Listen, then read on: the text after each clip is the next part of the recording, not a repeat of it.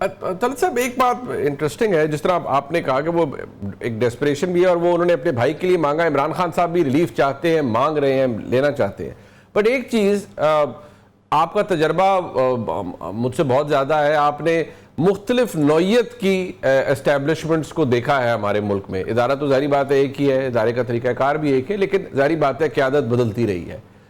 आज जो मामला है उसमें एक न्यूनेस है, एक एलिमेंट, एक नयापन। वो ये है कि हमने माजी में देखा है कि चीज़ें तब्दील हो जाती हैं, फॉल आउट होता है किसी एक सियासी जमात के साथ, किसी एक सियासी लीडर के साथ, रस्ते बन जाते हैं 1-1.5 साल के बाद, और फिर शायद गलती का एहसास होता है, कुछ होता है, कोई रिप्रोचमा हो जाता है, कोई एडजस्टमेंट्स हो जाती। यहाँ नहीं हो रही, या यहाँ अब तक नहीं हुई। प्राइमरीली आपको उसकी क्या वजह नजर आती है कि इज दिस द जो रिजॉल्व है मिलिट्री लीडरशिप का, वो बहुत डिफरेंट है इस दफा, या उनकी तरीका कार बहुत डिफरेंट है, या क्या है आपके नजदीक इस वक्त इस दफा डिफरेंट? में मौके मुनीब आए, तारीख जहां पर खुद को दोहरा सकती थी किसी और अंदाज से, लेकिन उन मौके को इमरान खान ने खुद से खो दिया। मौके इस्लामाबाद में एहतजाज से बिल्कुल पहले आए थे, आपको पता है इस चीज का। उन मौकों में से एक मौका था जब बात हो रही थी कि इमरान खान को जेल में से मुमकिन तौर पर निकाल कर कहीं हाउस अरेस्ट कर दिया जाए। ये तजवीज जो है इमरान खान के लोगों की तरफ से आई थी, लेकिन टेबल पर तजवीज मौजूद थी। आप देखें ना, वो कितना बड़ा मौका होगा, वो कितना वसी टेबल होगा जिस टेबल के ऊपर इस तजवीज की गुंजाइश मौजूद हो। होना था या नहीं होना था कोई अलहदा बात है। बिल्कुल ये भी जिक्र हो रहा था कि आप अपनी आदात को तब्दील करें, आप शुतर बेमुहार हैं, आप फसाद फैलाना चाहते हैं। ये भी कहा गया उस मीटिंग के अंदर जिसका मैं जिक्र कर रहा हूँ, और इस तरह की 2 मीटिंग हुई थी। ये भी कहा गया कि जी आपको पता है कि जो फसाद आप फैलाना चाहते हैं, अगर दुश्मन के हाथ से चढ़ गया तो ये मुल्क किसी के कंट्रोल में नहीं रहेगा, फिर मसला हो जाएगा। उनको बताया जा रहा था कि आप ये ना करें। और उसके अंदर बैरिस्टर गौहर मौजूद थे, अली मीन गनापुर मौजूद थे, उसके अंदर एस्टेब्लिशमेंट के नुमाइंदगान मौजूद थे, उसमें इंटीरियर मिनिस्टर मोहसिन नकवी साहब खुद मौजूद थे।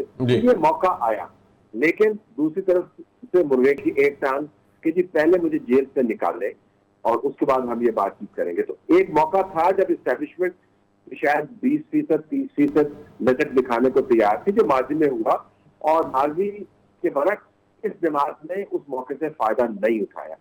अब मैं आपको बताऊं कि एस्टेब्लिशमेंट की गुड्डी चढ़ी हुई, अब वो आर्मी चीफ नहीं रहे, अब वो एक war commander, victorious war commander के तौर पर पाकिस्तान के सामने मौजूद है।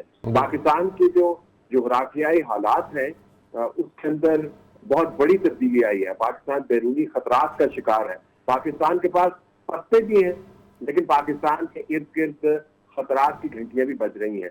इस माहौल में इमरान खान के लिए बदकिस्मती की बात यह है कि he has become a back beat in political sphere. वो जो है ना, वो ड्रम बीट नहीं कर पा रहे, वो बैक बीट बन गए। इस वक्त तो गुंजाइश उनके लिए नहीं है। लेकिन अगर आप मुझसे पूछे कि बुनियादी फर्क क्या है, उन्हें आपको भी पता है कि बुनियादी फर्क ये है कि जिस जमात ने डील लेनी होती है इस्टेब्लिशमेंट के साथ, वो जमात खुद अपनी जमानत कार बनती है। इमरान खान का मसला ये है कि इमरान खान के रवैयों की जमानत देने को कोई तैयार नहीं है। लिहाजा मामला यहाँ पर अटका हुआ है कि इमरान खान जब खुद अपनी बातों की जमानत नहीं देता तो एस्टेब्लिशमेंट के सामने मुद्दा कहाँ पे रखेंगे। तलत साहब, एक और बात जो बार बार कही जाती है, आज जो अभी ट्वीट भी है, उनका क्लिप तो जारी बात है वो मौजूद था ही, कुछ देर पहले इमरान खान साहब की हमशीरा ने, अलीमा खान साहिबा ने ट्वीट भी की है, और उन्होंने बार बार यही कहा है कि जी इमरान, हमसे लोग पूछते हैं कि इमरान खान कब रिलीज़ होगा। इमरान खान तब रिलीज़ होंगे जब अदालतें अपना काम करेंगी, अदालतें फैसला करेंगी, जजेस प्रेशर के अंदर हैं। इमरान खान सिर्फ रेस्टोरेशन ऑफ डेमोक्रेसी चाहते हैं और रूल ऑफ लॉ चाहते हैं। ये उनकी बड़ी लंबी चौड़ी ट्वीट थी, और वो बार बार यही कहती हैं कि वक्त आ गया है कि जब इमरान खान अब जब मैस मूवमेंट अनाउंस करेंगे तो फिर लोग निकले और फिर ये सब कुछ करें। अब 2 सवाल है मेरे आपके सामने इस तनाजुर में। एक तो ये कि ये जो बात बार बार की जाती है कि जी ये निज़ाम जिस तरह से चल रहा है, इसमें तो एग्जीक्यूटिव ने हावी कर दिया है खुद को अदालती निज़ाम पे, तो फैसले तो अब वो होंगे जो कि रियासत या रियासती इदारे चाहेंगे। एक तो जरा इस पर रिफ्लेक्ट कीजिएगा, ये बिल्कुल नया नॉर्म है, ये नया तरीका कार है जो अब अपनाया गया पाकिस्तान में। दूसरा सवाल मैस मूवमेंट के हवाले से, but I want you sir कि आप पहले इस पर रिफ्लेक्ट करें कि ये जो अदालती निज़ाम है, क्या ये वाकई इफेक्टिवली इस निज़ाम ने, इस हुकूमत ने, इस रियासत ने आज मफलूज कर दिया है?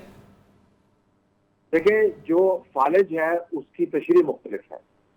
इमरान खान के ख्याल में जो उज़्व मुतहर्रक था अदालत का, वो 26वीं आईनी तरमीम से पहले उनको बहुत भाता था। उन जज साहबान की बातों की सूरत में जो उमरा करने भी जाते थे और अपनी तस्वीर खिंचवाते थे, जो बड़े बड़े पेटेंटिंग नोट्स लिखते थे और उसके अंदर कानून और आइन की ऐसी तशरीह करते थे कि हम जैसे, खैर मेरी तो कोई औकात नहीं है कानून और आइन के मामले में, आप का ये शोबा है, अंगुश बदनदार रह जाते थे कि ये तशरीह कहाँ से आई, जो मन में आता था बोलते थे। तो उनकी नजर में मुतहर्रक अदालत वो है जो हर वक्त उनके लिए मुतहर्रक रहे, जो बानी के नाम के ऊपर सर झुकाए और बानी की मुलाकातों के लिए वो हर कानून को तलपट कर दे। उनकी नजर में मफलूज अदालत वो है जहां पर जब बानी की गर्दान लगाई जाए, बानी बानी बानी, तो आगे से जो जज बैठा वो कहे कि बानी कौन होता है, आप नाम लें इसका। तो मेरे ख्याल में ये तशरीह बड़ी मुख्तलिफ है। आज आपने अदालत में एक सीन देखा होगा, मैंने तो उसको नोट किया है कि जो फैसल सिद्दीकी साहब लॉयर हैं, जी। जो कभी कहने को तो पाकिस्तान तहरीक इंसाफ को रिप्रेजेंट करते हैं, लेकिन कभी सुन्नी तहरीक की तरफ चले जाते हैं, या सुन्नी तहरीक को रिप्रेजेंट करते हैं तो पीटीआई की तरफ चले जाते हैं। वो आज जज साहबान जब नशिस्त बर्खास्त हो रही थी, तो वहां पर पोडियम से खड़े होके कह रहे थे कि हम इनजस्टिस बर्दाश्त नहीं करें, इसको रेजिस्ट करेंगे। Exactly. और सिर्फ उन्होंने कहा नहीं है, अगर आप विजुअल देखें तो वो उंगली हिला के कह रहे हैं, waging the finger at the bench. ये आप अंदाजा कर सकते हैं, ये मफलूज अदलिया अगर है तो मेरे ख्याल में वकीलों के लिए मफलूज है, जो इमरान खान या सुन्नी इत्तेहाद काउंसिल को रिप्रेजेंट करते हुए they can wag the finger at the bench. It's not a small thing. हाँ, बिल्कुल। और वो जस्टिस मुसर्रत अली साहिबा ने एग्जैक्टली कहा कि ये तो धमकी है। अच्छा, देखिए धमकी है, उसके बाद फिर नशिस्त बर्खास्त होगी ना जी, फिर हंसते हंसते हो गया। यानी आप जिस अदालत के अंदर आपको जमाई लेने के लिए मुंह खोलने की इजाजत नहीं है जज के बगैर, वो भी अदालतें हमने देखी है, वहां पे आप पोडियम से खड़े होके और जजेस के ऊपर ये वैगिंग द फिंगर, मतलब और फिर आप कहते हैं अदालतें जो है वो जो है आजाद नहीं है। तो मेरे ख्याल में ये अदालतें 26वीं आईनी तरमीम के बाद ये उस इनकलाबी कैफियत से निकल आई हैं, जिस इनकलाबी कैफियत को मुतहर्रक अदालत का नाम दिया जाता था। मैं 26वीं आईनी तरमीम के जरिए जो तब्दीली आई है उसके ऊपर मेरे अपने एतराज़ात मौजूद हैं, लेकिन इस तमाम मुद्दे के अंदर मैं और आप इन्वॉल्व नहीं है बतौर तज्ज़िया निगार, मैं और बतौर प्रैक्टिसिंग लॉयर योरसेल्फ एंड तज्ज़िया निगार। इसके अंदर सैकड़ों जजेस इन्वॉल्व, इसके अंदर दर्जनों बार्स इन्वॉल्व हैं।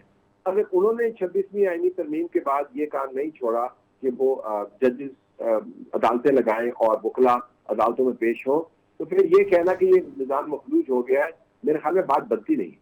अब ये